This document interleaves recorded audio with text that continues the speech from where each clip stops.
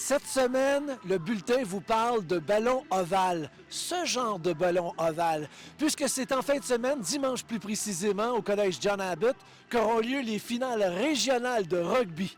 Les filles seront à l'honneur à midi, les garçons à 14 h, et les deux finales opposent les deux mêmes cégeps, John Abbott contre André Laurando.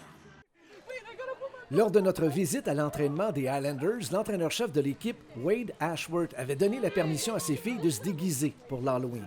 Les filles se sont entraînées sérieusement, mais avec un large sourire. Et n'allez surtout pas croire que c'est parce qu'elles prennent leur prochain adversaire à la légère. L'équipe est vraiment forte. Leurs forwards sont vraiment powerful et ils poussent beaucoup. Okay. Mais je sais que notre équipe, on travaille fort ensemble et on est vraiment soudés, donc je sais qu'on peut les affronter sans problème. Bien, en fait, c'est ma première saison pour le cégep. Okay. Je viens du secondaire, fait que j'ai joué seulement un match contre eux. C'est une très bonne équipe. Je connais beaucoup des joueurs de rugby. On se connaît pas mal toutes. Fait que l'été, j'ai joué avec beaucoup de filles qui jouent dans cette équipe-là. Fait que je sais que c'est une bonne équipe. Ça va être un challenge, mais on pratique beaucoup puis on est prêts. Lors du premier match de la saison, les deux équipes se sont affrontées et le collège John Abbott l'a facilement emporté. Est-ce qu'il n'y a pas un danger pour les filles de John Abbott de se présenter sur le terrain un peu trop confiantes? Exactement, oui. Chaque match, tu ne sais jamais qu'est-ce qui va arriver. Maintenant, cette temps de l'année, c'est froid. Si ça commence, la pluie commence ou la neige, comme on a vu ce matin, ça peut changer le match complètement et on ne peut jamais dire qu'est-ce qui va arriver. Il y a peut-être un petit danger, mais notre équipe est vraiment forte, comme j'ai dit. Et on a travaillé depuis le début de la saison, nos techniques et différentes façons pour affronter des équipes plus grosses que nous. Et on est prêts pour eux. Oui, ça pourrait être un problème, mais nous, on sait qu'on a déjà identifié que ça pourrait être un problème, fait qu'on va l'éviter. Fait qu'on se prépare. Puis là, aujourd'hui, on a une pratique plus tranquille, mais mercredi, on est prêt pour l'action. Toute la saison, on s'est préparé pour les finales, puis on est prêt à gagner. On se transporte maintenant au parc Raymond, où s'entraînent les équipes de rugby du cégep André Laurando. On l'a vu en début de reportage, si on se fie au premier match de la saison, ça ne sera pas une partie de plaisir pour l'équipe féminine d'André Laurando. Les Highlanders l'avaient facilement emporté par la marque de 79-0.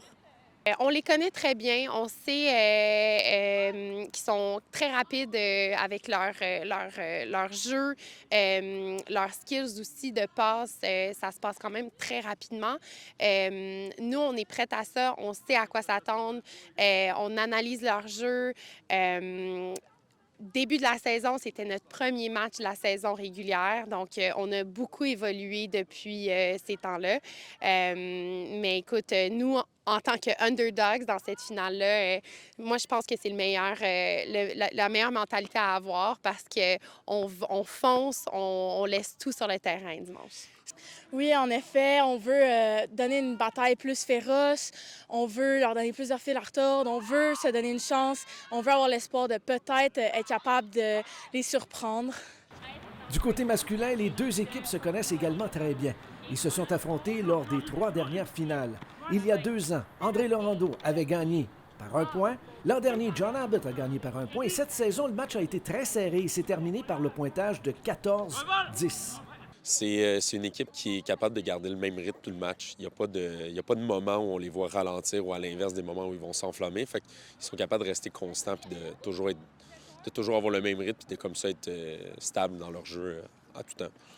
Et du côté d'André Laurando, le point fort? C'est l'inverse, c'est que nous, on aime un peu mettre de magie dans le jeu. Donc, plus on met de magie dans le jeu, plus des fois, c'est à notre risque et péril, mais d'autres fois, ça amène des belles actions. Une chose est certaine, le grand gagnant de ces 2 finales, c'est le rugby.